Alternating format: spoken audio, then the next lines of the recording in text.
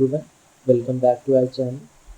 Today we are back with one more interesting problem from the 975 SDE sheet. The problem is based on the concept of dynamic programming, and it will be really a decent problem to start learning for dynamic programming approaches. So the problem name is climbing stairs. Let's read the problem statement.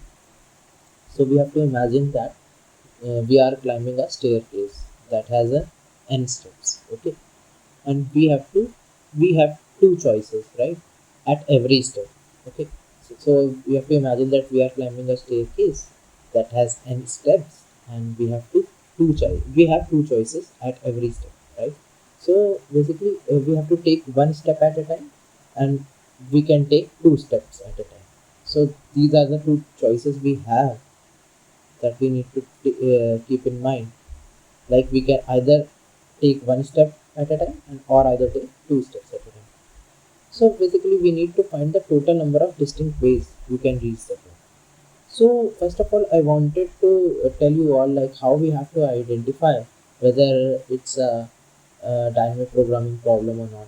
So if you guys ever face this type of statements like find the total number of distinct ways, number of ways, and largest possible ways, maximum number of ways, like this. So we can simply, it's a basically hint for solving a problem with the dynamic programming approaches. Okay. Basically number of distinct ways, how we can try it using the recursive approaches, because it will be, the ways will be like it will be not too less. So we have to think something recursive approaches, or basically the advanced approaches. So dynamic programming is a hint there. So let's understand it with the example first. So input is n is equals to 2, that is the steps, and output is also 2. So explanation part, basically we these are the number of stairs, and this is the number of ways to reach to the top, okay. So option 1, either we can climb one step then another step, 1 plus 1, or we can directly climb two steps. So the output returns is 2. Basically we are having two ways to reach to the top of the stair, right. Suppose in example 2 we have n is equals to 3. So this time we have three ways to reach to the top. Okay. How? Let's see. Option 1 is basically we can either take one step at a time, that is 1 1 1, or we can also take 1 plus 2 or 2 plus 1. Basically as simple. So first of all, it's very important to know the know the problem first, like what problem is saying, what we have to solve, right. We have to find the number of ways. So let's think in a very simple manner how we can approach this. So brute force is quite simple. We have to we have to think of something recursive approaches. So can you guys see, it is basically very similar to the Fibonacci problem. Okay. Fibonacci problem, if you have solved, it's very similar to it. So we can approach this problem like the Fibonacci sequence. If we have n steps, we can reach step n from step n minus 1 by taking one step, or we can take step n minus 2, that is by taking two steps at a time. So this gives us the recurrence relation, that is fn is equals to fn minus 1 plus fn minus 2. So where you can see fn minus 1 represents the ways to reach n minus 1 and take us one step. Similarly, fn minus 2 represents the ways to reach n minus 2 and take a two step. So the base cases can be like if the only one way, like f1 is equals to 1 for only one way, that is take one step, or f2 is equals to 2, that is we can take only two ways are there, so we can directly hard code it. Okay.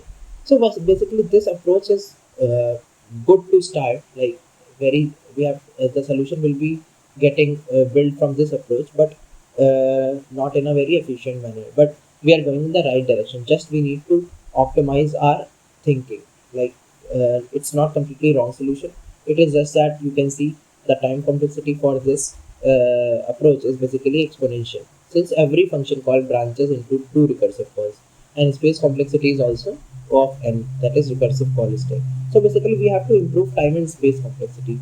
We don't need to change our approach completely. Just we need to think of something better. So I have a better approach also, then we will move to the optimal solution. So better approach, what we can think of, like as I already told you all, we will be using the dynamic programming approach, that is bottom up. Okay. So how we will reduce the time complexity and space complexity? So we have, instead of recalculating sub problems that we were every time doing in the brute force, we can use dynamic programming approach, that is tabulation, to store the previously computed values, so that we don't need to compute the already calculated values every time. Okay. This will improve the time, because like every time it might be a possible thing, like we are already have the solutions of pre-computed values, but we are not able to use. But by DP, we can use that data to store. We can use those answers to in the DP table to, so that we can use it in the future also. Like, so in this directly we just have to improve this only. Like code is basically this is a function, and base case I already told, if there's only one step, there is only one way. Okay, n is equal to 1, return 1. Then we have to create a DP array of size n plus 1 to store the number of ways to reach each step. So DP and int we have to initialize. If someone don't know how to initialize DP array or something like that, I have made it for those people. Like we can just, like we are initiating arrays or vectors. Just it's as simple. Okay. Now base cases for DP is basically DP of 1 is equals to 1, because only one way to reach step 1, and dp of 2 is equals to 2, because two ways to reach step 2, as I already discussed in previous. Now we have to fill the dp array using the recurrence relation, right? So dp of I is equals to dp of I minus 1 plus dp of I minus 2. Okay. And this means to reach step I, we can come from I minus 1 or I minus 2. So since we have already filled till 2, dp of 1 and 2, so we will start the traversal from I is equals to 3, and it will go till the length of the dp array, and the recurrence relation will be same, like I have already told. dp of I will be equals to dp of I minus 1 plus dp of I minus 2. Okay. So after closing the for loop, like the answer is stored in dp of n, we have to return it, the dp of n. Okay. And it is the main code, nothing to worry. So this was the solution, and it is quite better solution, we can say. We can give it to the interviewer. Yeah, he will definitely be not so much convinced, but he will ask you, or he or she might ask you the time and space complexity for this. We will go to that topic also. But before that, I want to explain few things. Like this was a recurrence relation we have. Okay. And similar dp of I minus 1, it's very easy. Like it represents reaching the step I from I minus 1 by taking one step. Similarly, this is for taking two steps. Okay. So time complexity for this approach is O of n, since we iterate once from 3 to n. And space complexity is also n, because we are using an DP array that is storing the result. So we can say that this solution is better than the brute force, which was taking the exponential time complexity. This is a better solution, but your interviewer might ask you to improve this also. Okay.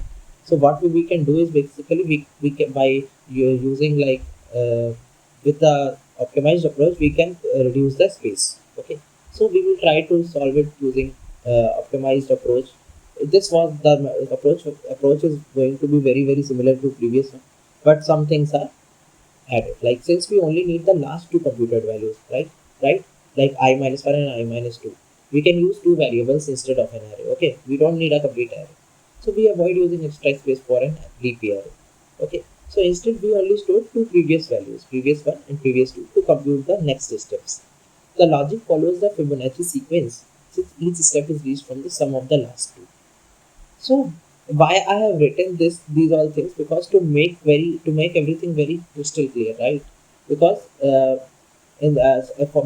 explaining this thing, like why we are not using DP array and just we are just using like two variables, it will make so much high impact on the space complexity, like you all can imagine. Okay, so I've already told that like time complexity will be same O of n, but the space will get reduced from O of n to O of n, because we are not using this time the DP array for this. Okay, so if we are dry run for this, basically for n is equals to 5, we need to find the number of ways to claim 5 missteps.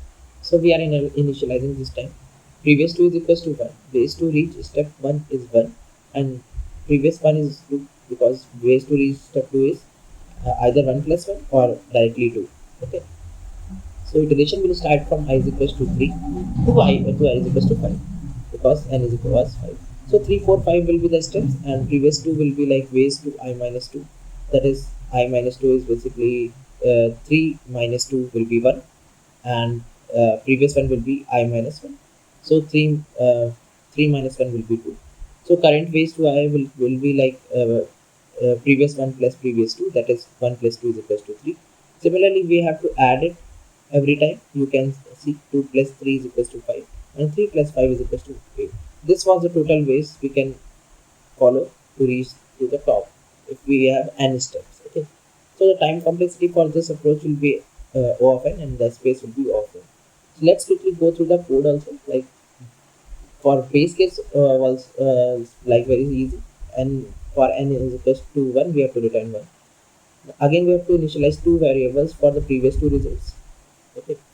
Then we have to traverse from 3 to n, and current will be previous 1 to previous 2. Previous 2, we have to move previous 1 to previous 2. Okay. And we have to update previous 1 to current calculated values. Then we have to simply return the previous. Okay. This was the solution. I think I'm able to explain you in a better manner. If you guys understood the solution, please hit the like button and also share it with other students as well.